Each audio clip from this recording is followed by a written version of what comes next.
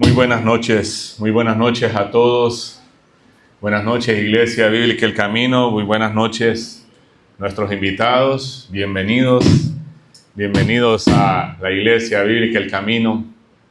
Nos alegra mucho que ustedes estén acá, a pesar de las fallitas técnicas que tenemos. Espero que usted, como yo, podamos haber disfrutado, ¿no?, este momento de alabanza, de adoración al Señor.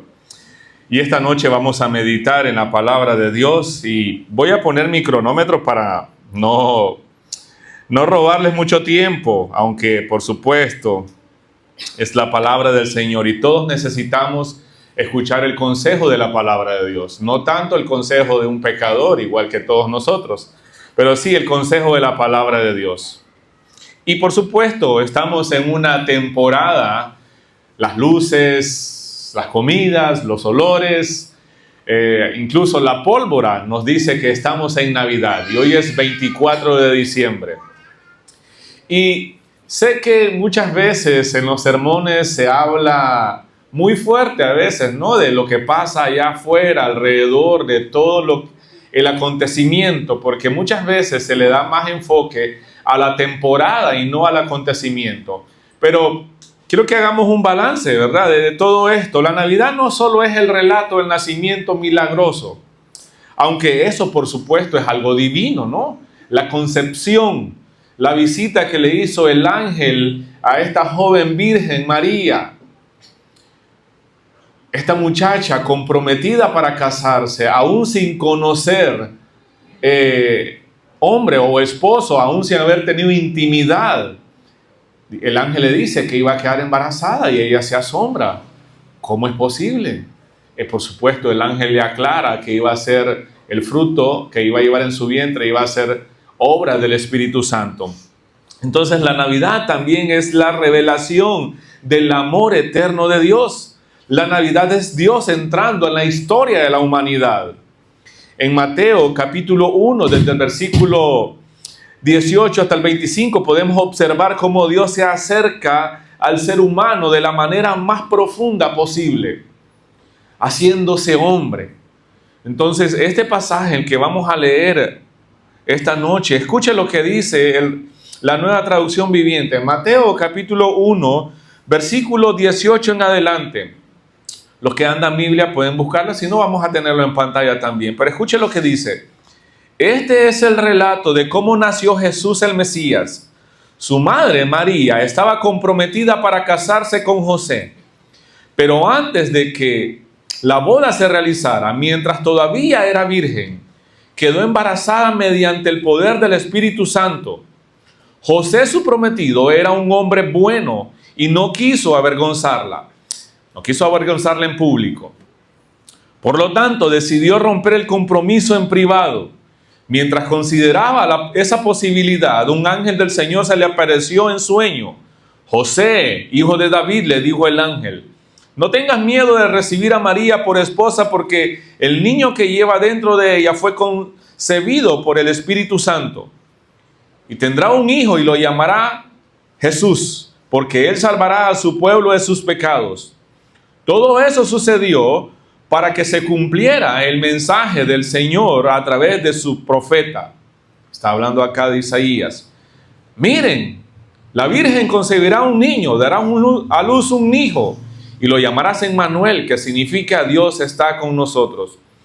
Cuando José despertó, hizo como el ángel del Señor le había ordenado y recibió a María por esposa. Pero no tuvo relaciones sexuales con ella hasta que nació su hijo. Y José le puso por nombre Jesús. Entonces, lo que nosotros podemos ver en Mateo capítulo 1, versículo 18 hasta el 25, lo que acabamos de leer, es que podemos observar cómo Dios se acerca al ser humano de la manera más profunda posible, haciéndose hombre. Este pasaje nos demuestra, nos enseña que el amor de Dios sí es visible, es encarnado y es redentor también. Mateo no comienza su evangelio, porque Mateo es el que escribe este evangelio, con sentimientos, con villancicos, con escenas románticas. No, sino Mateo comienza hablando de una crisis moral, espiritual, teológica. Entonces, la encarnación de Dios ocurre en medio de un escándalo. La confusión y el temor del ser humano. Eso es muy significativo. Dios entra en nuestro mundo tal como es, no como quisiéramos que fuera. ¿Cuántos de nosotros quisiéramos que este mundo fuera mejor? Y en este mismo mundo es que Dios entra. De hecho, en el Evangelio de Juan, nosotros encontramos en el primer capítulo que dice, a los suyos vino y los suyos no le recibieron. O sea, a los suyos es el mundo que él había creado, pero los suyos, su pueblo, lo rechazó, dice. Entonces podemos ver acá, esta noche nosotros vamos a meditar en el regalo encarnado. La Navidad no se trata solo de cómo nació Jesús. Sí, eso es muy importante. Pero también el por qué vino y cómo debemos responder nosotros. Aquí podemos ver algunos principios en este pasaje. El primer principio, la primera observación que podemos hacer es el conflicto de José. Hay temor y obediencia de José. Y algo que podemos aprender en esto es, la justicia bíblica combina obediencia a Dios con misericordia hacia las personas. Mira lo que dice el versículo 19. José, su prometido, era un hombre bueno, dice esta traducción. Algunas traducciones más antiguas dicen era justo. Y no quiso avergonzarla o difamarla en público. Por lo tanto, decidió romper el compromiso en privado. José se encuentra en un dilema acá, un tipo de crisis en su mente, ¿no? Ama a María, pero quiere y también ama la ley de Dios. Mateo lo describe como un hombre justo, no solo porque obedecía la ley del Señor, sino porque su justicia estaba acompañada de misericordia. La decisión que José está planeando tomar es no difamar, es no avergonzar a María. Porque según la ley, María, estando comprometida y saliendo embarazada, aún sin haber José tenido intimidad con ella, ella merecía la muerte. Debería ser apedreada si José le hubiese denunciado. Punto. Pero es interesante, ¿no? José decide no exponer públicamente a su prometida, mostrando un corazón sensible, un corazón compasivo. Y aquí la importancia de escuchar la palabra de Dios. José no actúa impulsivamente en medio de su temor, en medio de su confusión. No hace eso José. Sin embargo, Dios le habla a través de un mensajero. Podemos ver la obediencia de José que nace de escuchar al mensajero de Dios. Eso dice el versículo número 20. Mientras consideraba esa posibilidad, un ángel del Señor se le apareció en sueño. José, hijo de David, le dijo el ángel, no tengas miedo de recibir a María por esposa, porque el niño que lleva dentro de ella fue concebido por el Espíritu Santo. Este mensajero le confirma a José lo que acabamos de leer. Y José puede confiar en él, aun cuando desafía su lógica, aun cuando desafía su reputación. El texto dice, José, su marido, como era justo y no quería difamarla, dice la Reina Valera, a los que le gusta la Reina Valera, quiso dejarla secretamente. Mateo llama a José justo, dikaios, una palabra griega aquí, un término teológico. No significa que José fuera perfecto, sino que era un hombre que temía y tomaba en serio la ley de Dios. Según Deuteronomio 22, se los mencioné un poco antes, el embarazo de María parecía un acto de inmoralidad. José tenía el derecho legal de denunciarla, ¿sabía usted? Porque ya estaban comprometidos o desposados, como dicen algunas traducciones. José tenía ese derecho legal de denunciarla, pero actúa con compasión, no con justicia legalista, que muchas veces en el contexto religioso se aplica la ley sin meditar, sin misericordia, sin gracia. La justicia que José muestra acá es un tipo de justicia moldeada por el carácter de Dios, un tipo de justicia santa porque hay temor reverente a Dios, pero también compasivo. Aquí vemos una verdad muy importante. Escuche bien, la verdadera justicia delante de Dios nunca está divorciada de la gracia. Sí se puede hacer justicia, pero también podemos mostrar gracia. Y es lo que muchas veces sucede en algunos lugares. Demasiado cerca, demasiado pegado el legalismo, demasiado impregnado el legalismo en muchos lugares. Tristemente, ¿no? Entonces lo que yo estoy diciendo acá es que la justicia que agrada a Dios nunca se complace en la destrucción del pecador. Y lo vemos en Dios mismo. Dios es justo, pero también Dios es un Dios de gracia, un Dios de misericordia. Y lo vemos acá en su venida. Dios busca reflejar que Él es amoroso. Dios busca corazones misericordiosos. Me encanta cómo le describe la Confesión de Fe de 1689 en el capítulo 16, número 2. Estas buenas obras hechas en obediencia a los mandamientos de Dios son el fruto y la evidencia de una fe viva y verdadera. Aquí vemos a José actuando de esta manera. José no actúa para ganar favor de Dios o ganar el favor ante Dios, sino porque ya teme a Dios. La gracia no anula la obediencia, la produce más bien. Entonces, como le decía, es interesante, ¿no? Como la Confesión de Fe Bautista de 1689 dice en el capítulo 16, número 2, estas buenas obras hechas en obediencia a los mandamientos de Dios son el fruto y la evidencia de una fe viva y verdadera. Para aquellos que dicen que, bueno, por la fe, por la obra, la fe, la obra. Si dices tener fe, pero no hay buenas obras, tu fe es negativa, es nula. Entonces, José no actúa acá para ganar el favor del Señor, sino porque ya teme a Dios. La gracia no anula la obediencia, más bien produce obediencia. Y eso es lo que está haciendo José. Él recibe la revelación, recibe las palabras del mensajero de Dios, del ángel, y él actúa en obediencia. Entonces aquí nosotros podemos ver, si queremos hacer una aplicación rápida para nosotros, en una época donde la verdad se usa como un arma y la gracia como una excusa. La justicia bíblica, la justicia de Dios camina de la mano, por así decirlo, es una moneda, son dos caras de la misma moneda.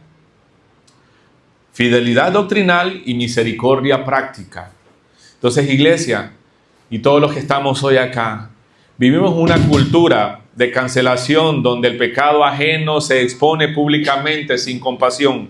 Pero José nos enseña, y si podría decirlo, nos confronta, ¿verdad? Nos enseña de una manera tranquila, pero también a los que sabemos que lo que está enseñando esto, nos enseña a que podemos mostrar misericordia, que podemos ser obedientes y a la vez mostrar misericordia. Entonces les decía que en una cultura donde existe el legalismo y existe el libertinaje, donde el pecado ajeno se expone públicamente sin compasión, pero José acá nos enseña y a hacernos algunas preguntas. ¿Usamos la verdad para restaurar o para aplastar a otros? ¿Nos deleitamos en mostrar que tenemos la razón o en reflejar la gracia de Dios? ¿Qué hacemos con la otra contraparte cuando tenemos la razón? Nos empecinamos a dejarle claro que está equivocado, a dejarle claro que yo tengo la razón, a dejarle claro que yo soy el bueno y vos sos el malo. José acá nos enseña algo muy diferente a esto. Un ejemplo de esto es que cuando alguien cae, hay dos extremos: tolerancia sin verdad o verdad sin amor. José muestra un tercer camino, Obediencia a Dios con un corazón lleno de misericordia. Eso es, punto. Obediencia a Dios con un corazón lleno de misericordia. Mira lo que dice el versículo 20 y 21, para avanzar. Mientras consideraba esa posibilidad, un ángel del Señor se le apareció en un sueño. José, hijo de David, le dijo el ángel, no tengas miedo de recibir a María por esposa, porque el niño que lleva dentro de ella fue concebido por el Espíritu Santo, y tendrás un hijo y lo llamarás Jesús, porque él salvará a su pueblo de sus pecados.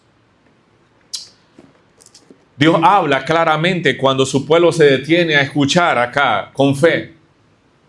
José está meditando, hay una lucha en él, tratando de ver qué es lo mejor que puede hacer. Y pensando él en esto, aquí un ángel del Señor se le aparece en sueño, dice, José está pensando, luchando internamente, no actúa impulsivamente. En ese momento de reflexión, hay reverencia en su corazón. Y de repente Dios irrumpe con el mensajero. Dios no deja solo a José, Dios no lo deja solo en la confusión. Entonces lo que hace Dios es le revela lo que debe hacer. Y entonces la revelación divina siempre trae claridad, no caos. La verdad bíblica trae claridad. Dios nos guía a ser humildes, a que nos sometamos a su palabra, no a los impulsos o al orgullo sin temor. Entonces muchas veces queremos nosotros la dirección divina, la dirección de Dios, pero sin disciplina espiritual. José acá escucha porque su corazón está inclinado a obedecer, no a justificarse, no. Él quiere hacer lo correcto ante Dios, no ante los hombres. El problema de nosotros, los hombres, los seres humanos, es que muchas veces nos preocupamos demasiado por nuestra reputación, le dije la vez pasada, y no por tener una conciencia limpia. José quiere hacer lo correcto delante de Dios, no lo correcto delante de los hombres. Porque muchas veces luchamos eso, ¿no? Con nuestra reputación queremos que nos vean los demás que somos buenas personas. Y comprometemos la verdad. Deshonramos a Dios y honramos al hombre. Aquí algunas preguntas, debemos hacernos algunas. ¿Buscamos la voluntad de Dios en su palabra o solo confirmación de nuestras decisiones? ¿Estamos dispuestos a obedecer aunque la obediencia sea costosa? Les doy un ejemplo. Dios no le explica todo a José. No le da fechas, no le da detalles. No hay seguro médico, no le da detalles médicos ni garantías sociales, no. Solo le da una orden y le da una promesa. Y José obedece. Eso es fe bíblica. Eso es fe genuina. Es interesante lo que el ángel le dice a José. Él va a salvar a su pueblo de sus pecados. Lo llamará su nombre Jesús, dice el versículo 21. Aquí el nombre no es opcional. Es divinamente dado, asignado. Jesús o Yeshua en hebreo significa Yahvé salva o Dios salva. El ángel no anuncia simplemente el nacimiento de un niño especial, no, sino la llegada del Salvador prometido.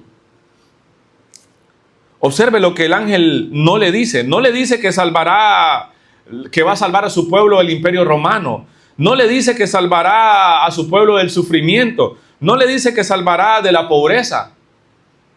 No. Si usted sigue leyendo la historia, la narrativa, usted se va a dar cuenta que un grupo de sabios visita a Jesús. Bueno, antes de eso, un grupo de pastores fueron a visitar, a confirmar lo que un grupo de ángeles le dijeron que estaba sucediendo. Pero les tengo un detalle interesante. Los sabios del Oriente, no se sabe exactamente en qué época fue que llegaron. ¿Sabe por qué? Porque un tiempo después, como a los 40 días, José y María van al templo a presentar una ofrenda, como exigía la ley. ¿Y sabía usted el tipo de ofrenda que José y María presentaron? Unos pichones, unos tórtolos, unas palomitas. Y según la ley, alguien podía llevar ese tipo de ofrenda como sustituto por un corderito. El corderito, por supuesto, implicaba un mayor costo, pero a las personas que estaban desprotegidos, a las personas que estaban, por así decirlo, sin dinero, sin recursos, les era permitido llevar este tipo de ofrendas. Entonces, es interesante. Ok, José y María presentan este tipo de ofrendas. Ahora, ¿cuándo fue entonces que llegaron estos sabios con regalos? Con incienso, oro y mirra. Si José y María habían recibido un cofre de oro, ¿era correcto o era justo que llevaran palomitas de ofrenda? Tenían dinero. Eso quiere decir, y eso nos enseña, ¿verdad?, que estos sabios llegaron después, mucho después. Solo como un tips, ¿verdad? Dice, el ángel no le dice que va a salvarlo del imperio romano. No, no les va a salvar del sufrimiento, no les va a salvar de la pobreza. Lo que sí dice, lo va a salvar de sus pecados. Entonces, el mayor problema del hombre no es que Dios no esté cerca. El mayor problema del hombre es que el pecado nos separa de él. Ese es el mayor problema del ser humano. El texto es claro, él salvará a su pueblo de sus pecados. El problema principal del ser humano no es político, social, ni emocional, ni espiritual. No. Cristo vino a tratar con la raíz del problema, el pecado nuestro. El pecado nuestro, punto. Cristo vino a salvar, no a simplemente inspirar. Jesús no vino únicamente como un ejemplo moral, como un buen maestro, no. Vino como el Redentor, vino como el Salvador. Y sin salvación no hay verdadera esperanza. El pesebre apunta inevitablemente a la cruz. Por eso ustedes pueden ver acá de frente tenemos un pesebre y una cruz. Íbamos a poner a Lucas acá, pero no sabíamos si iba a permanecer las 2 horas quieto. Ustedes pueden ver un pequeño pesebre y hoy usamos los pesebres, este pedazo de madera como un adorno. Pero un pesebre era un comedero de animales. Era el lugar donde se ponía el pasto, el alimento para los animales que estaban en el establo. La misión de Cristo no fue venirnos a dar una mejor calidad de vida. No fue a venirse a presentar como nuestro mejor amigo, no. La misión de Cristo fue redimir al hombre del pecado y restaurar la relación rota que teníamos con Dios. El problema es que muchos quieren a Jesús como el terapeuta, como un coach, como un motivador, pero no como el Salvador, no como el Rey. ¿Qué fue lo que preguntaron estos sabios cuando llegaron al lugar? Ahí alrededor del templo donde Herodes todavía era el rey. ¿Dónde está el rey de los judíos?, dice. Jesús es el rey.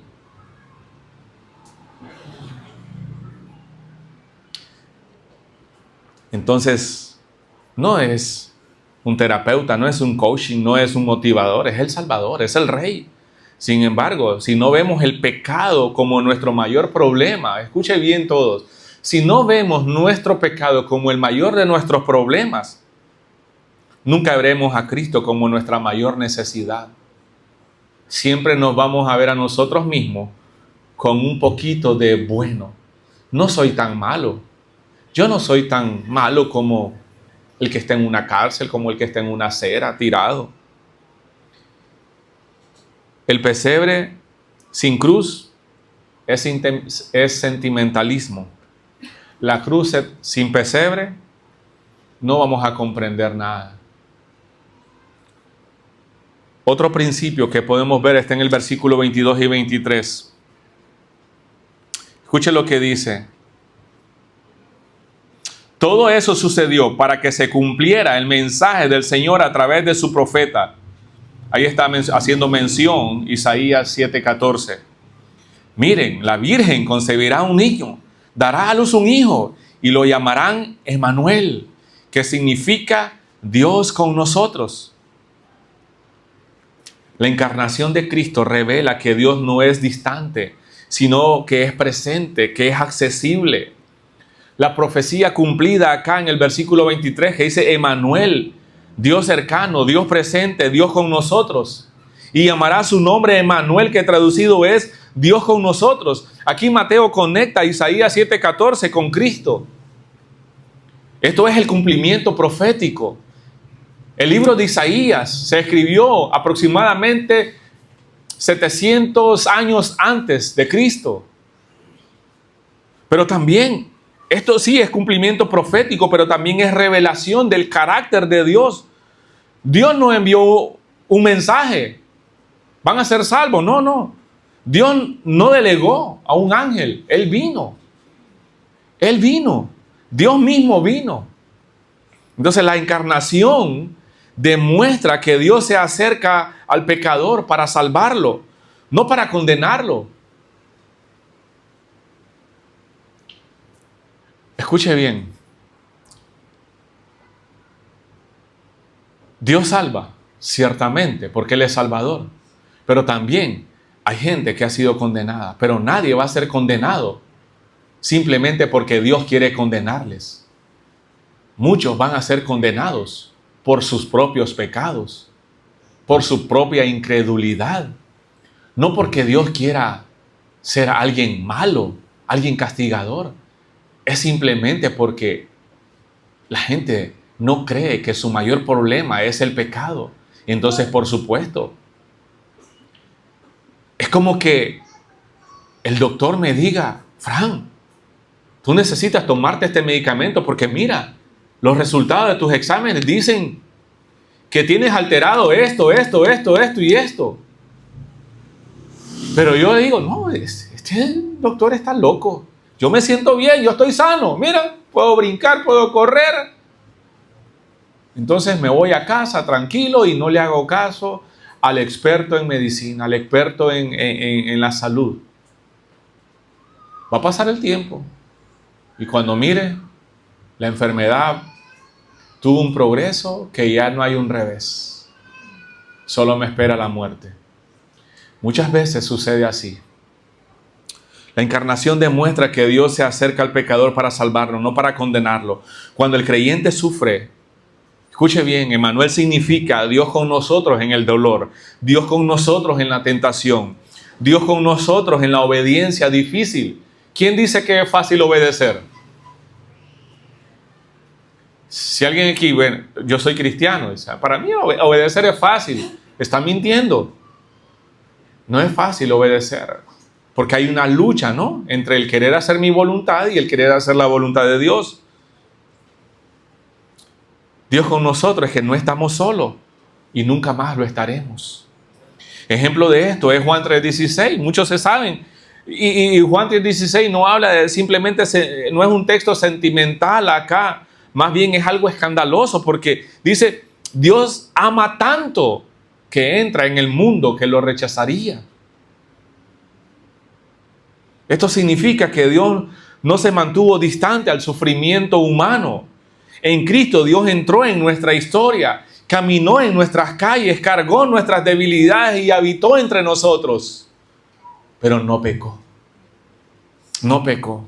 La encarnación es la máxima expresión del amor divino. Dios no solo amó desde el cielo, sino que vino, se humanó, se encarnó, nació como todo ser humano. El amor de Dios se hizo carne, se hizo vulnerable, se hizo cercano.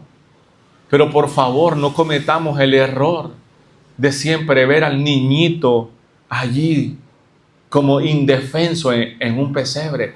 Ese niñito creció, se convirtió en un hombre, predicó el evangelio, predicó arrepentimiento y, por decir la verdad, fue llevado a la cruz. Y en la cruz cargó con nuestros pecados. En la cruz Él demostró el mayor acto de amor. El amor encarnado demanda una respuesta visible de obediencia. Versículos 24 y 25. Escuche lo que dice. Cuando José despertó, hizo como el ángel del Señor le había ordenado y recibió a María por esposa, pero no tuvo relaciones sexuales con ella hasta que nació su hijo. Y José le puso por nombre Jesús. Eso quiere decir que José obedeció. Despertando, dicen algunas traducciones, José del sueño hizo como el ángel del Señor le había mandado. José responde con obediencia inmediata. No argumenta, no se retrasa, no negocia. No existe, no vemos ahí el y si tal cosa, y si aquí, y si allá. No. No existe eso. Su vida nos enseña cómo responder al amor encarnado de Dios. José, vemos obediencia, aun cuando no lo entendía todo. Se rinde, dejando nuestros planes, dejando sus planes en manos de Dios. Nos enseña confianza, creyendo que Dios cumple sus promesas. O sea, la fe verdadera siempre se manifiesta en obediencia. Alguien puede decir, pastor, yo creo en Jesús. Bueno, eso debe de demostrarse con obediencia. ¿Tu vida demuestra que realmente eres una criatura obediente? ¿Tu vida demuestra que realmente eres un cristiano obediente a Dios? Aquí me encanta nuevamente lo que dice la Confesión de Fe de 1689 en el capítulo 14. Por esta fe, el cristiano cree ser verdadero todo lo revelado en la palabra y actúa conforme a ello. O sea, José cree, José actúa. Así luce una fe viva. No es simplemente así, yo creo. No, la fe no es pasiva, es activa. Y aquí podemos ir terminando. La fe que no transforma la vida no es una fe bíblica. La gracia que no produce obediencia no es la gracia que vemos en el Nuevo Testamento. Creer en Emmanuel no solo es confiar, no solo es afirmar una doctrina correcta, no solo es actarse y decir, nosotros tenemos la doctrina correcta. No, más bien es rendir nuestros planes al Señor, aceptar el costo del discipulado, vivir confiando en la fidelidad del Señor. José aquí pierde reputación, pierde comodidad, pierde el control, pero gana el privilegio de participar en el plan eterno de Dios. ¿Se da cuenta? Entonces el mensaje de Mateo acá en el capítulo 1 no es solo para ser admirado, sino creído y vivido. Jesús es Emmanuel, Dios con nosotros, hoy, en nuestras luchas, en nuestros temores, en nuestros pecados también. Los miembros de la Iglesia Bíblica El Camino no son miembros perfectos. Dios no demanda perfección si vienes a Él. Lo único que Dios quiere es un corazón humilde, que puedas reconocer, Dios, yo te necesito. Dios, yo no puedo hacer las cosas por mí mismo. Yo te necesito, Señor. Eso es lo que Dios demanda acá. El amor encarnado nos llama a confiar, a obedecer, a rendirnos al Salvador. Al Salvador que vino no solo a estar con nosotros, sino a salvarnos. Jesucristo entonces es Emmanuel, Dios con nosotros. Dios para salvarnos de nuestros pecados y conformarnos a su gloria. Hay personas, mire, yo sé, esta época es para pasar en familia, es para celebrar, es para disfrutar, es para ver a seres queridos que quizás van a viajar de un país a otro, de una ciudad a otra. Hay vacaciones, hay comida, hay música, hay gozo, ¿no? En el hogar, en los hogares. Pero también hay personas que en este tiempo están sufriendo. No sé si ustedes están sufriendo. Quizás por un amigo, por un familiar cercano a nosotros. Quizás algunos de ustedes, quizás no tengan ganas de celebrar. Quizás digan, bueno, la Navidad no tiene razón de ser para mí. ¿De qué me voy a alegrar si no tengo a quien más amo a mi lado? ¿De qué me voy a alegrar si mis hijos están lejos? Mis viejos están lejos. ¿De qué me voy a alegrar si con quien me alegraba ya partió de esta vida? Puede decir.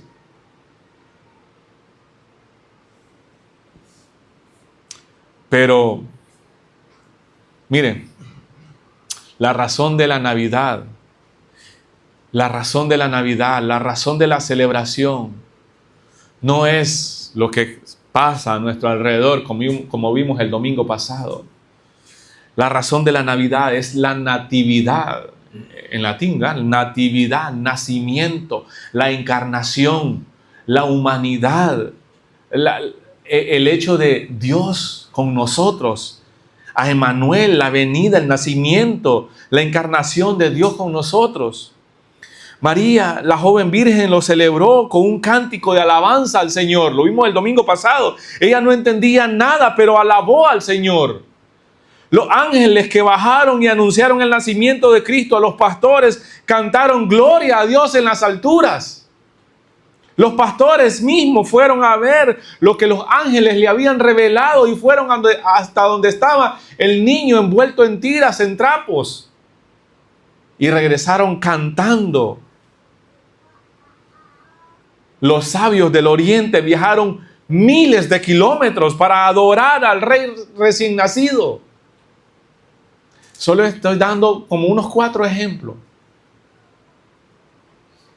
Entonces, sí es cierto, no estoy acá para ser el Grinch, ni ser apático, ni ser, qué sé yo, pero tenemos sentimientos. Sí, por supuesto, así nos creó Dios.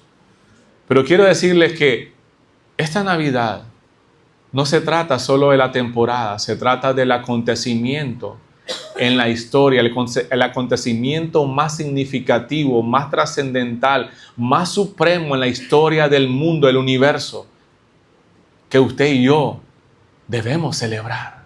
Tenemos razón para alegrarnos, tenemos razón para gozarnos. Entonces usted y yo podemos celebrar el acontecimiento más trascendental en la historia del humano, del ser humano, del universo entero. Podemos celebrar a Emmanuel, a Dios con nosotros. Esa es la aplicación. Emmanuel es Dios con nosotros.